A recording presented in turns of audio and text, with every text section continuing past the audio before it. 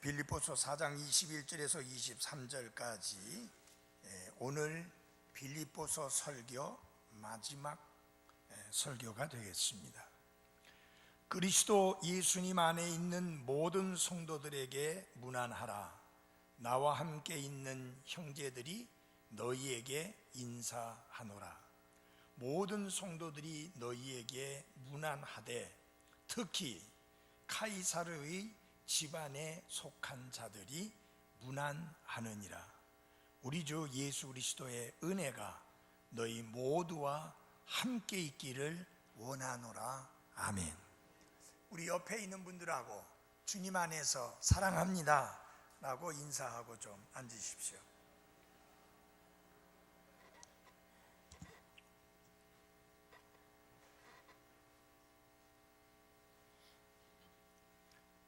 물론 30번의 설교에 빌립보서 설교 전체를 다 마치지는 못했지만 빌립보서 설교 30번째 설교입니다. 물론 한 편의 설교가 2번 이렇게 나누어져서 된 적도 있는데 오늘 마지막 설교로 30번째 설교가 되겠습니다. 다 같이 한번 한 목소리로 해보겠습니다. 풍성한 기쁨의 삶. 역시 수요일 날은 식사도 못하고 허겁지겁 오시는 분들이 여러분 있다 보니 목소리가 좀 힘이 없는 것 같습니다. 한 번 더 해보면 좋을 것 같습니다. 풍성한 기쁨의 삶.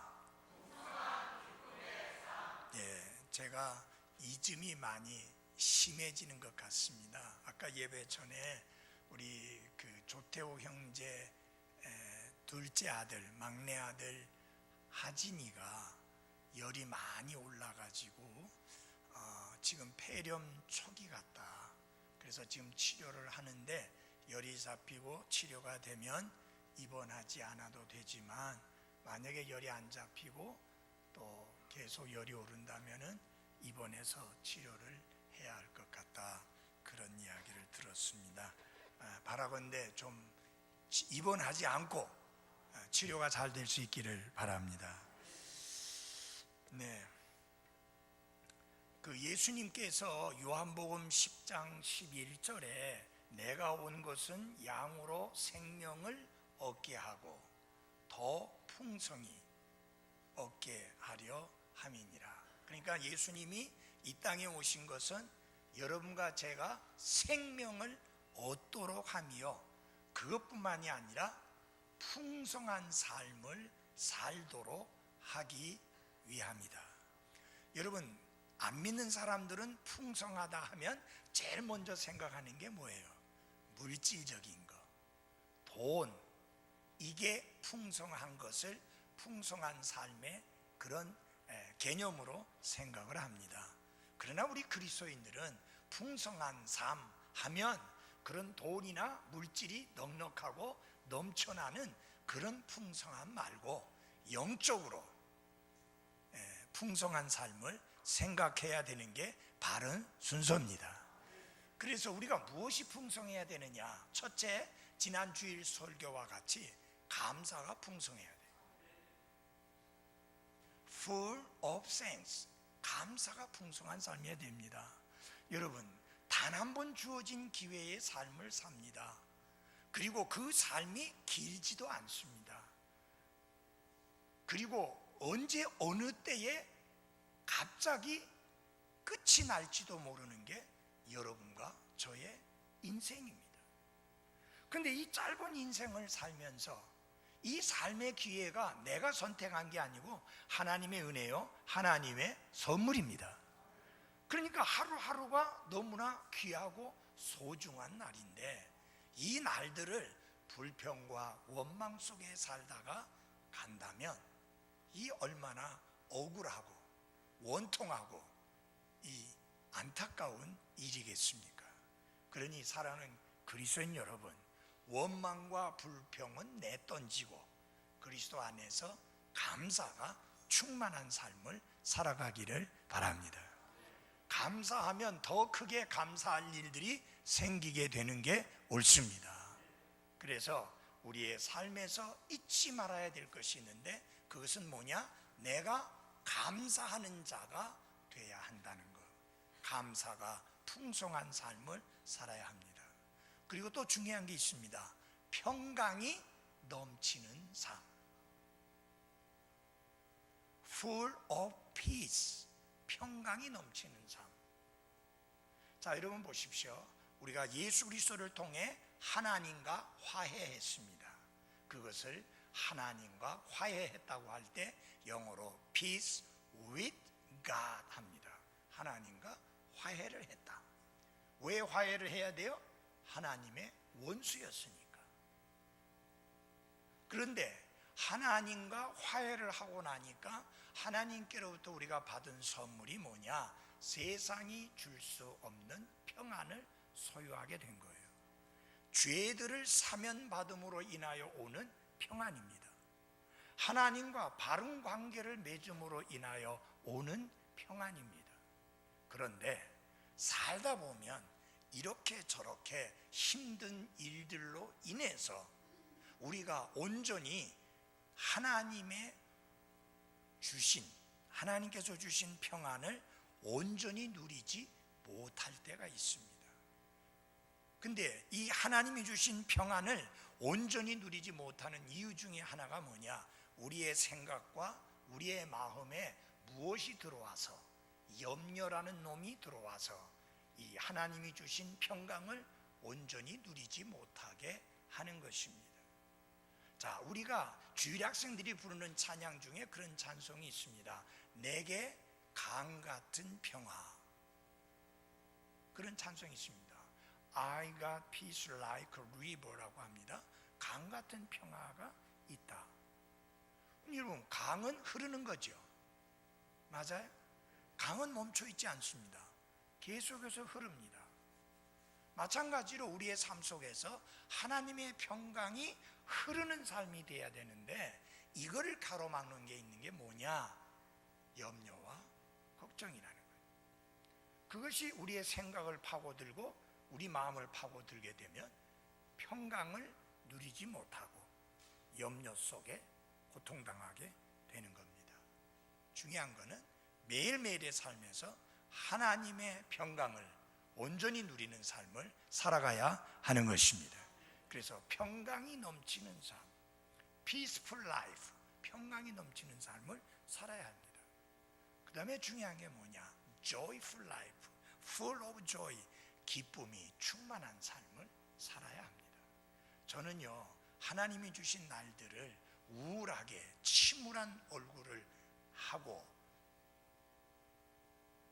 내천자를 그리면서 우르락부르락 하면서 이 복되고 아름다운 날들을 그렇게 어둡게 살고 싶은 마음이 하나도 없습니다.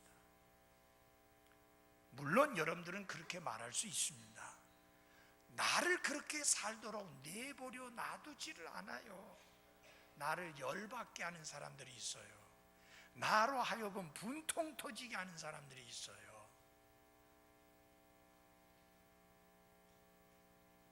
여러분, 예수님의 생애에 예수님을 분통 터지게 한 사람이 한두 사람이 아니었습니다.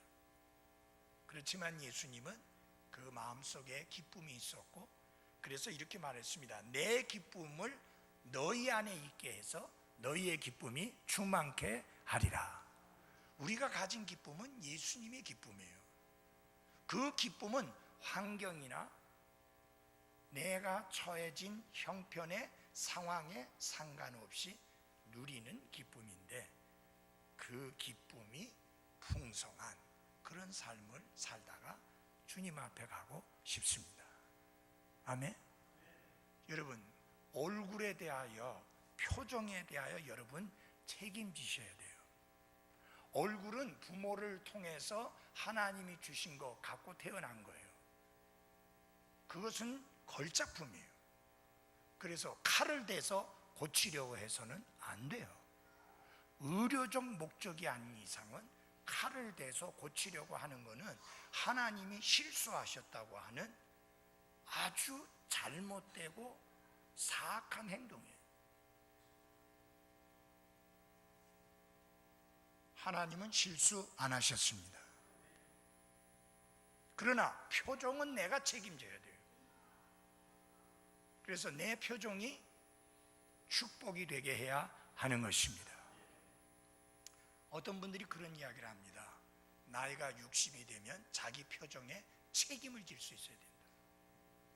그건 무슨 말이냐면요, 그 60이 돼서의 나의 표정은 그 전날 내가 살아온 삶을 여기에 그냥 다 기록해 놓은 거예요. 그래서 여러분이 얼굴을 보는 순간에 다른 분이 마음이 무거웠다가도 시원해지고 편안해지고 가벼워지는 그런 표정의 소유자들이 돼야 하는 것입니다. 그러니까 내 표정을 보고 상대방이 걱정하거나 근심하거나 혹은 의아한 생각을 가지지 아니하도록 축복된 표정을 보여줘야 하는 게 옳습니다. 왜냐하면 우리는 다른 사람에게 축복을 끼치는 삶을 살아야 되잖아요. 표정을 통해서도 마찬가지입니다. 자, 그래서 하나님이 원하시는 게 무슨 삶이냐? 풍성한 기쁨의 삶이라. 잘 보십시오. 항상 기뻐하라, 쉬지 말고 기도하라, 모든 일에서 감사하라. 이는 그리스도 예수님 안에서 너희들에 대한 하나님의 뭐예요? 뜻이니라. 거기 제일 먼저 나온 게 뭐냐면은 기뻐하라는 거예요. 환경이 좋을 때 기뻐하라, 형편이 나을 때 기뻐하라, 모든 일들이 순조롭게 풀릴 때 기뻐하라가 아니라 항상 기뻐하라. 그러니까 우리가 어떤 삶을 살아야 되느냐? 풍성한 기쁨의 삶을 살아야 하는 것입니다. 이 빌립보서 4장 설교를 마무리 지으면서, 이 4장의 설교를 마무리 지으면서 오늘 풍성한 기쁨의 삶이라는 제목으로 말씀드립니다. 얼굴이 좀 펴졌는가요? 얼굴이 좀 펴져야 되는 거 맞잖아요? 굳어있지 말고. 자, 사도 바울은 그가 로마에서 이제 감옥에 있는 가운데 연금 상태에서 마지막으로 마무리 짓는 문안 인사와 그리고 로마에 있는 그리스도인들이 빌립보 교회 성도들에게 전하는 문안의 인사로서 이 빌립보서 서신을 끝맺고 있는 것을 보게 됩니다. 자, 이 문안의 말씀과 관련된 이 구절들을 주의 깊게 살펴보면 주 예수 그리스도의 복음이 사회의 모든 계층에게 파고 들어가고 전파되었다는 사실을 알 수가 있습니다. 왜냐하면요, 여기 대단한 말씀이 나옵니다. 22절에 보면은 특히 카이사르의 집안에 속한 자들이 문안하느니라. 여러분, 카이사르가 누군지 아시죠? 로마의 황제, 당시의 네로였습니다. 그 집안 사람들 중에도 복음이 들어가서 그들이 변화되어 구원받고 그리스도인이 되었는데 그들도 빌립보 교회 성도들에게 문안을 한다라고 이야기하는 겁니다. 자, 그래서 예수 그리스도 말고는 다른 아무 유대 관계도 없는 사람들이, 계급상에도 엄청난 차이를 가져오는 사람들이 서로 연결되어서 그리스도 예수님 안에서 형제 자매가 되어서 피차 안부를 전하고 안부를 묻는 이런 관계가 되었다고 하는 것은 복음이 얼마나 놀라운 능력을 가지고 있는가를 우리들에게 잘 보여주고 있습니다. 오늘날의 그리스도인들도 문화와 경제, 사회적 장벽들을 뛰어넘어서 다른 그리스도인들과 연결이 되어 있고 이제 우리는 그리스도 안에서 서로 형제가 되고 자매가 된 것입니다. 여러분 잘 보십시오. 예수 그리스도를 떠나서 우리 아무 유대 관계도 없습니다. 물론 여기 몇몇 사람들은 유대 관계가 있어요. 우리 부목사님하고 천재매님하고 이모하고 조카 관계고, 그죠? 예. 그리고 뭐 사돈관계도 있고, 그렇지만 대부분이 그런 유대관계 없이 이 성도 다르고 출신도 다 다른데 뭐라고 말하느냐? 형제고 자매라고 이야기하니, 그 말은 무슨 말이냐? 한 식구요, 한 가족이라는 말입니다. 이렇게 우리를 하나 되게 한 것이 무엇이냐? 예수 그리스도와 그분의 복음인 것입니다. 그래서 이 사도 바울은 마지막 문안을 하는데 두 가지 내용으로 요약이 되어 있습니다. 하나는 마지막 문안의 인사고, 또 다른 하나는 하나님께서 그들의 삶을 특별하게 축복해 주시기를 기원하는 축복의 기원, 이렇게 두 부분으로 나눠져 있습니다.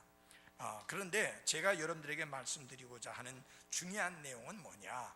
우리는 어떤 상황에서건 기쁨을 선택할 수 있다라는 사실입니다.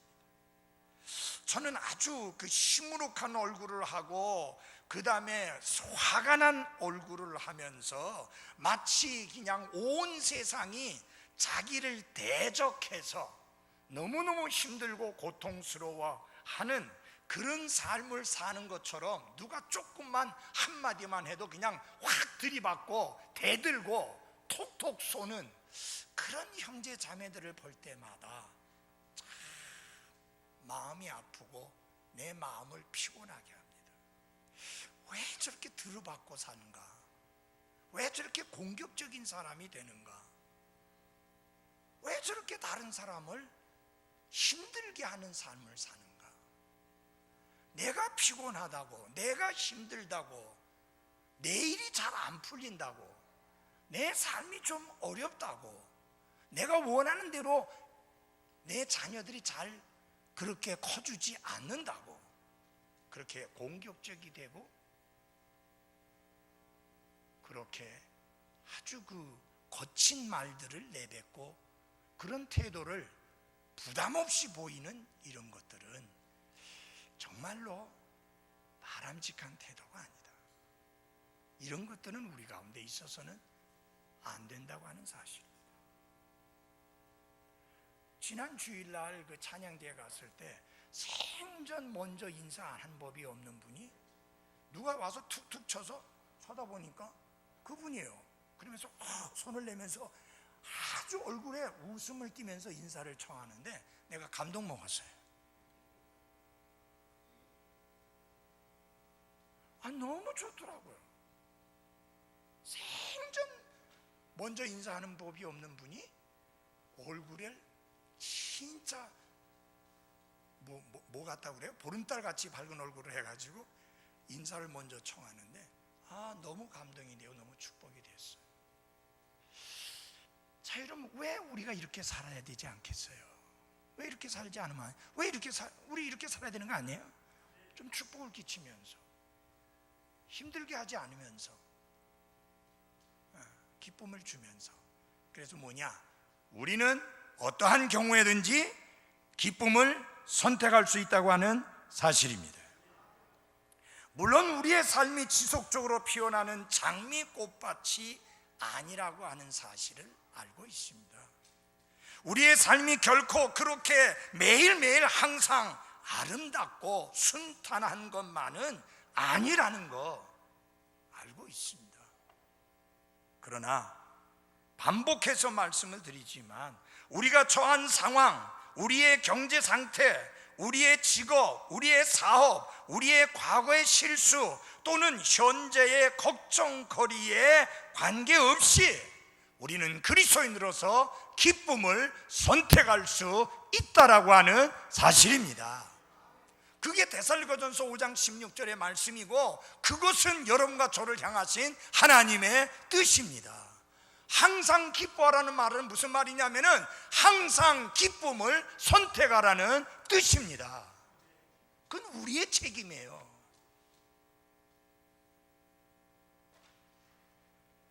자, 우리가 빌립보서 4장을 통해서 무엇을 배웠습니까?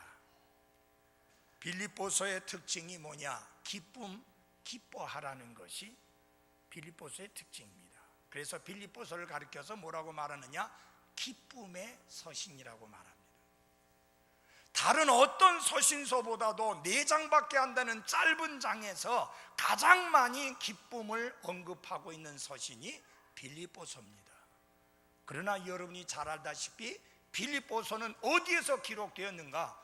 감옥에서 기록되었습니다. 언제 불려나가서 숨겨당할지 모르는 상황 속에 처해 있던 그런 상황 속에서 보내진 서신이 빌립보서입니다. 그래서 이것을 옥중서신이라 그렇게 말합니다. 근데 그 옥중서신 중에서 가장 많이 기쁨을 언급하고 있는 책이 빌립보서입니다. 그래서 빌립보서를 가리켜서 기쁨의 서신이라고 하는 것입니다.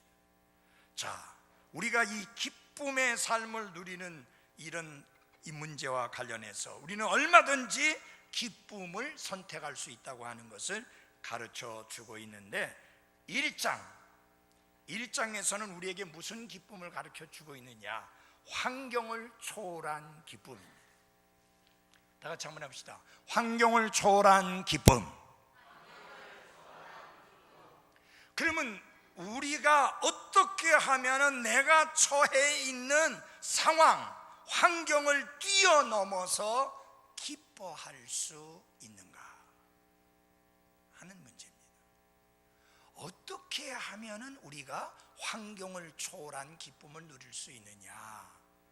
여기 사도 바울은 우리의 생각 혹은 우리의 마음을 가르치고 있습니다. 영어로 마인드라고 하는 이 단어는 때로는 마음이라고도 쓸 수 있고 생각이라도 쓸 수 있는 이렇게 상호 교환적으로 쓰여지는 것인데요, 어떤 마음을 가져야 되느냐? 싱글 마인드, 단 마음을 품어야 됩니다. 단 마음. 자, 야고보서 1장 8절에 보면 이런 말씀이 있습니다. 두 마음을 품은 사람은 자기의 모든 길에서 안정이 없느니라. 안정이 없다는 말은 불안정하다는 말이요, 불안정하다는 말은 불안하다는 말이요, 불안하다는 말은 기쁨이 없다는 말이에요.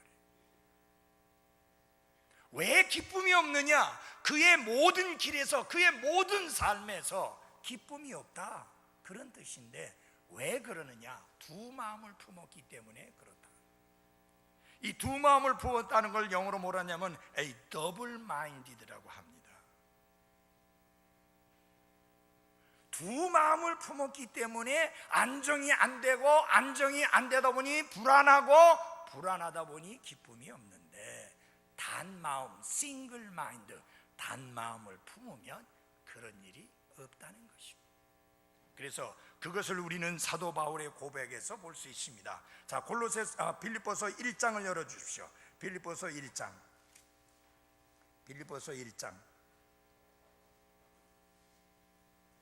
제가 1장 20절을 읽어드리겠습니다. 나의 간절한 기대와 소망에 따라 내가 아무 일에든지 부끄러워하지 아니하고 항상 그러하였듯이 지금도 온전히 담대하여 살든지 죽든지 내 몸에서 그리스도를 높이고자 하나니. 21절 같이 읽겠습니다. 시작.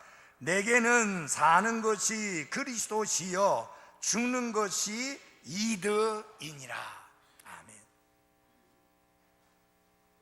사도 바울이 환경을 초월한 기쁨을 누릴 수 있었던 것은 무엇이냐? 그가 단마음을 품었기 때문인데, 그 단마음은 어떤 것을 말하는 것이냐? 내가 사는 이유가 뭐냐? 그리스도를 위해서 산다. 그리스도가 나의 삶의 중심에 있고, 내가 사는 이유는 그리스도 때문이다. 그러니까 그의 마음속에 가진 기쁨을 그 무엇도 빼앗아가지 못한 것입니다. 그가 처한 환경은 정말 암담합니다. 언제 어느 때에 끌려나가서 죽을지 모르는 게 사도 바울의 입장입니다. 그의 처한 상황이요, 환경입니다. 근데도 불구하고 그가 기쁨을 누릴 수 있었던 것은 뭐냐? 내게는 사는 것이 그리스도다. 다시 말하면 나는 그리스도를 위하여 산다. 그렇기 때문에 설사 죽는다 할지라도 나는 손해보는 인생이 아니라 이득을 보는 인생이다. 그러니 그가 어려운 환경 속에서도 그 환경을 초월하여 기뻐할 수 있었던 것입니다. 그래서 여러분 잘 보십시오. 단 마음을 품게 되면 우리는 아무리 어려운 환경 속에서도 복음 안에서의 교제를 나누며 복음의 진전을 위해서 힘쓰게 되며 복음의 신앙을 지키기 위해서 싸우는 그리스도의 군사의 모습을 보이게 되는 것입니다. 그래서 뭘 품어야 돼요? 단 마음을 품어야 돼요. 마음이 나뉘어지면, 두 마음을 품으면 기쁨이 없습니다.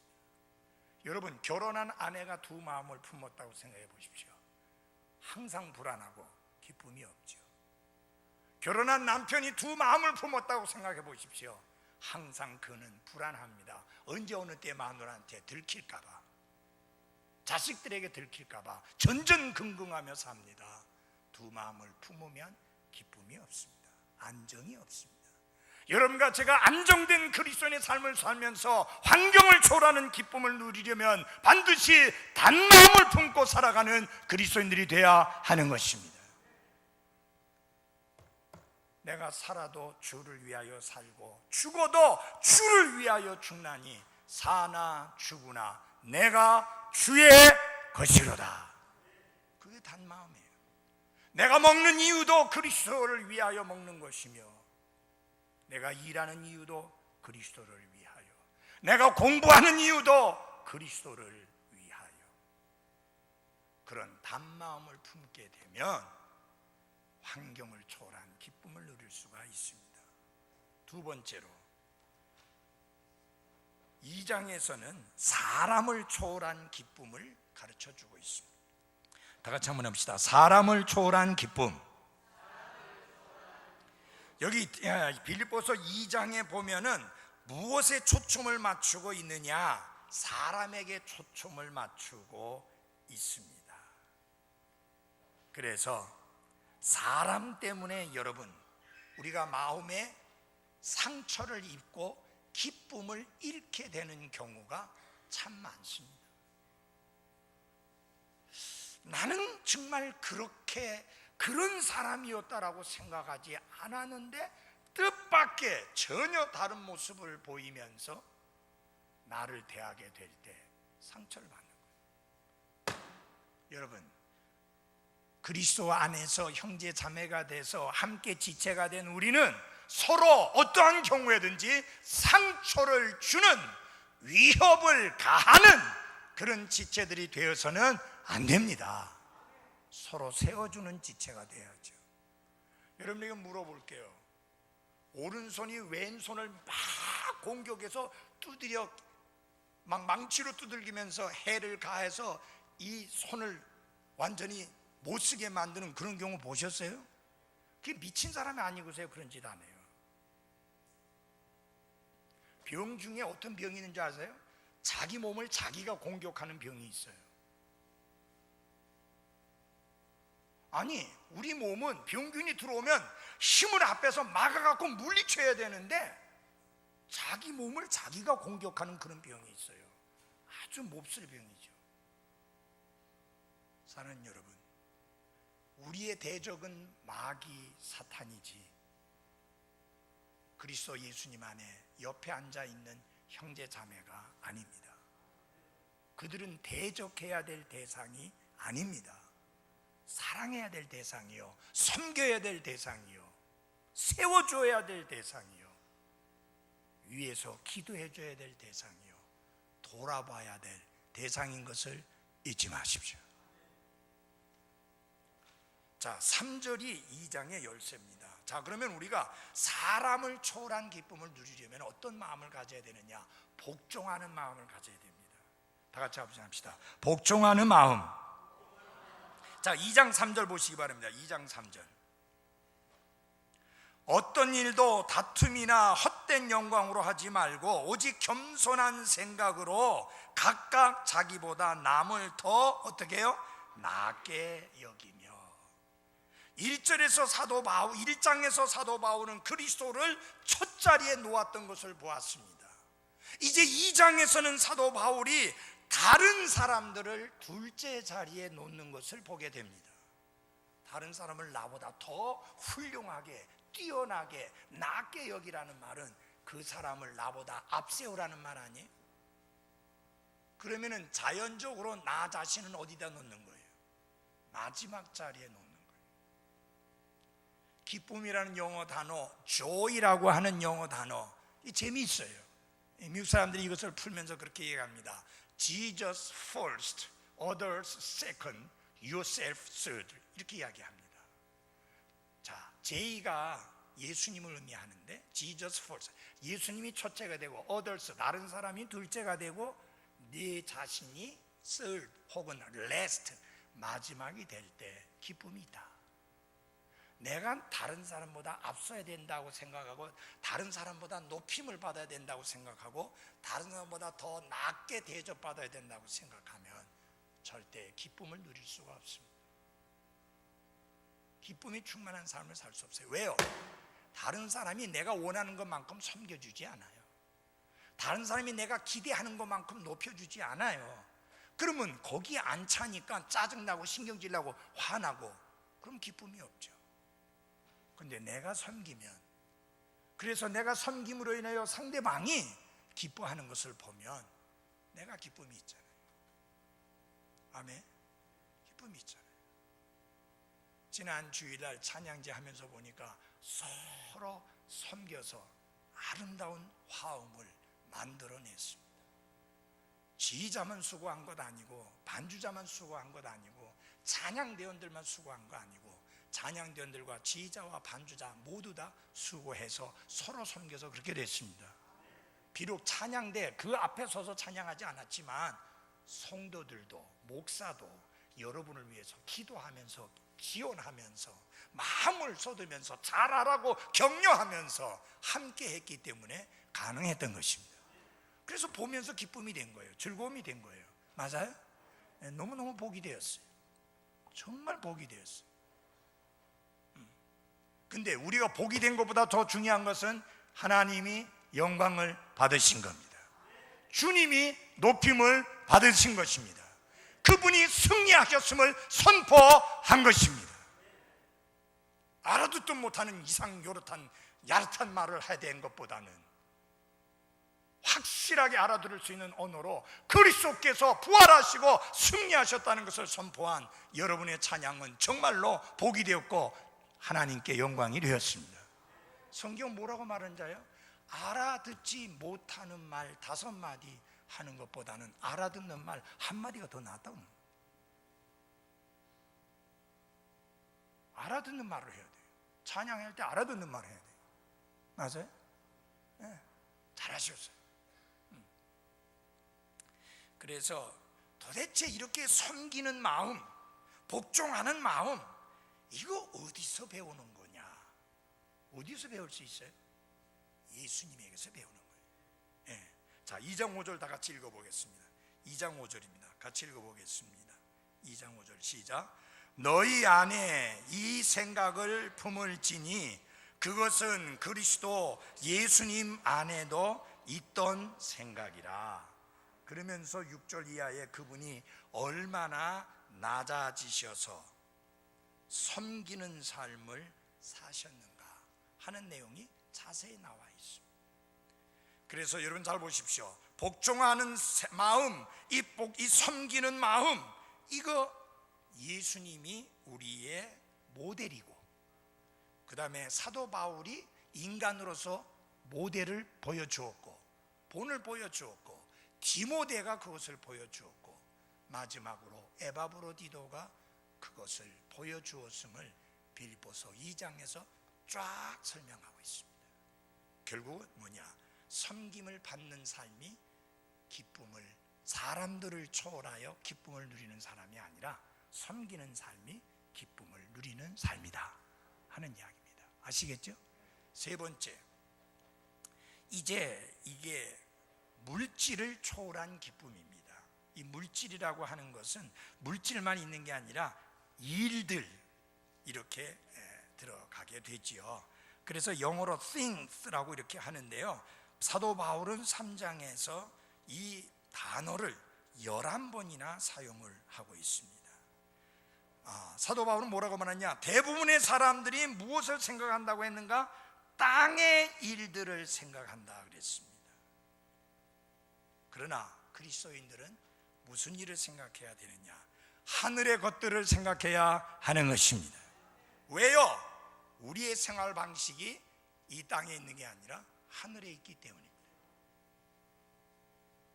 그래서 영적인 마음이 필요하다. 영적인 마음을 가질 때에 이 땅의 일들, 이 땅의 것들을 초월하는 기쁨을 누릴 수가 있는 것입니다. 우리의 생활 방식은 하늘에 있으며 거기로부터 또한 우리가 구원자 주 예수 그리스도를 기다리노니. 그래서 이 영적인 마음을 가진 사람의 특징이 뭐냐? 이 세상의 것들을 바라볼 때에 하나님의 관점에서, 하늘의 관점에서 그것을 보게 되고, 하늘의 관점에서 보면 전혀 달리 보이게 되는 것입니다. 여러분 잘 보십시오. 비행기를 타보신 분들이 여기 다 대부분 다 비행기 타보셨을 거예요. 혹시 아직까지 비행기 한 번도 안 타보신 분 계세요? 있어요? 오명주 자매님, 오명주 자매님 어쩌든지 한번 태워보내야겠든지 하겠네. 근데 제가 왜 비행기 얘기를 하는지 아십니까? 우리나라 국내선 비행기는 그렇게 높이 안 떠요. 왜냐하면 빨리 내려야 되니까. 근데 국제선은 막 10시간 이상 가니까 아주 높이 떠서 갑니다. 그런데 많이 높이 뜨지 않는 국내선 그 위에서 밑에를 이렇게 내려다 보면 지금 있는 건물들 중에서 63빌딩이 제일 높잖아요. 저쪽에 서울에는. 사실 부산에는 80몇 층이 있어요. 제니스라고 하는 아파트 주상복합 건물이 80몇 층이에요. 제일 높아요. 근데 지금 제2 롯데월드가 100몇 층 지어가지고 지금 이제 제일 높죠. 그것도요, 비행기 위에서 내려다보면 성냥갑 같아. 대단하게 안 보여요. 우리가 이 세상의 것들을 하늘의 관점에서 보면 그거 아무것도 아니에요. 근데 이 땅에서 지켜 올라다 보면요, 다 어마어마하게 보이는 거예요. 그러니까 이 땅에 속한 생각을 가지고 보면 안 되고 영적인 생각을 가지고 보셔야만 하는 것입니다. 그렇게 되면 이 땅의 것들로 인하여 기쁨을 빼앗기는 일이 없이 그것들을 이기고 초월하는 기쁨을 누릴 수가 있는 것입니다. 여러분, 이 물질에 대해서 너무 집착하다 보면 물질이 우리의 기쁨을 뺏어가죠. 근데 처음에는 물질을 소유하다가 나중에는 물질이 나를 소유하게 돼요. 그래서 내가 물질에 뭐가 돼요? 노예가 되는 거예요. 물질이 노예가 되는 거예요. 처음에는 사람이 술을 먹다가 술을 먹게 돼요. 그러면 막 완전히 제정신 안 들 때까지 막 가죠. 그래가지고 엉뚱한 짓거리를 하죠. 전에 어떤 사람이 그 사람 그 소리도 안 했으면 좋겠던데, 책을 파시는 분이, 기독교 서적 파는 분인데 나한테 와서 인사할 때마다 어느 교회 집사입니다 하고 인사를 해요. 그 소리 좀 안 했으면 좋겠던데. 근데 어떻게 됐느냐, 이 사람이 친구하고 밖에 나갔는데 슬리퍼를 신고 나갔어요. 근데 뭐 하러 갔어요? 술 먹으러 갔어요. 실컷 마셔갖고 얼마나 마셨는지 집 찾아간다고 밤새 돌아다니는데 슬리퍼는 한 짝이 없어졌고 아침녘이 돼서야 집에 돌아온 거예요.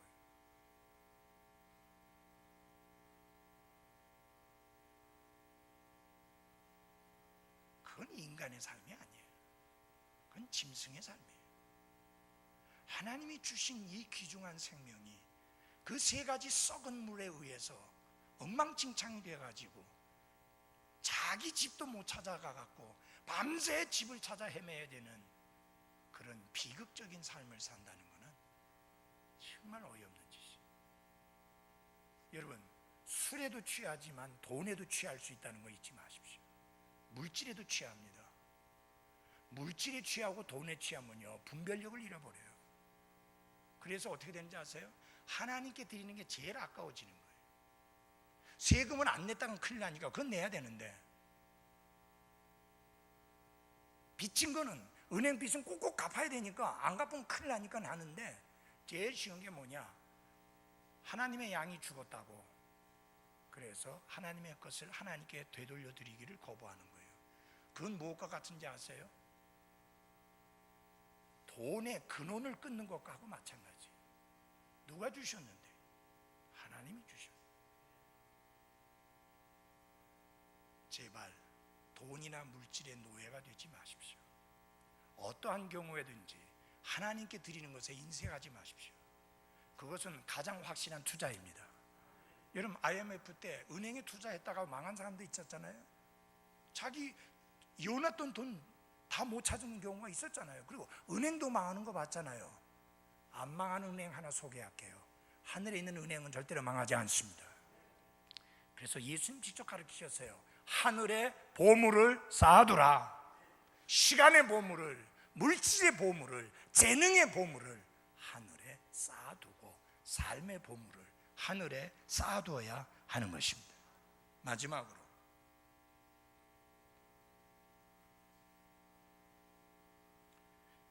염려를 초월한 기쁨입니다.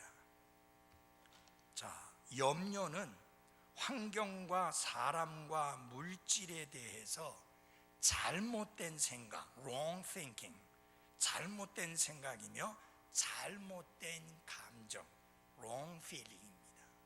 그래서 잘못된 생각은 여기고요, 잘못된 느낌은 여기입니다. 그게 염려예요. 환경에 대하여, 사람에 대하여, 물질에 대하여 잘못된 생각과 잘못된 감정을 가지게 될 때 뭘 하게 되느냐? 염려를 하게 됩니다. 그러면은 이 염려로부터 벗어나기 위해서는 어떻게 해야 되느냐? 우리의 생각과 우리의 마음을 지켜줄 수 있는 이 안전한 마음이 필요한데, 이게 어디서부터 나오느냐? 다 같이 빌립보서 4장 6절과 7절을 열어주십시오. 4장 6절과 7절입니다. 오늘 요걸 끝내게 되기 때문에 조금 길게 하겠습니다. 아무것도 염려하지 말고 오직 모든 일에서 기도와 간구로 너희가 요청할 것들을 감사와 더불어 하나님께 알리라. 그리하면 모든 이해를 뛰어넘는 하나님의 평강이 그리스도 예수님을 통해 너희 마음과 생각을 지키시리라. 기도하면 하나님의 평강이 마음과 무엇을? 생각을 지켜주시리라. 어떻게? 안전하게, 무엇이 못 들어오도록, 염려라고 하는 도둑이 못 들어오도록 지켜주리라. 이렇게 말씀했습니다. 이런 우리가 얼마나 놀라운 자원을 가지고 있는지 사도 바울은 4장에서 세 가지를 이야기합니다. 첫째 하나는 하나님의 평강입니다. 두 번째로는 하나님의 권능입니다. 나를 강하게 하시는 이로 말미암아 내가 모든 것을 할 수 있느냐. The power of God, the peace of God. 하나님의 평강, 하나님의 권능. 세 번째로는 뭐냐? 하나님의 공급하심. 이런 자원을 우리가 가지고 있는데 왜 우리가 염려해야 하느냐 하는 것입니다. 사랑하는 그리스도인 여러분, 하나님께서 여러분에게 주신 날들, 연세가 많이 높으시기 때문에 이 땅에 계실 수 있는 날들이 길지 않다, 그렇게 말할 수 없습니다. 젊기 때문에 이 땅에 있는 날들이 오래일 것이다, 장담 못합니다. 왜요? 이 땅에 태어날 때는 순서대로 태어나는데 갈 때는 순서가 뒤죽박죽이에요. 아기가 먼저 갈 수 있고 할아버지가 제일 늦게 갈 수도 있고 아무도 장담 못해요. 하나님이 주신 이 귀한 날들이 기쁨이 충만한 풍성한 기쁨 속에 살아가는 날들이 되시기를 바랍니다. 기도하겠습니다.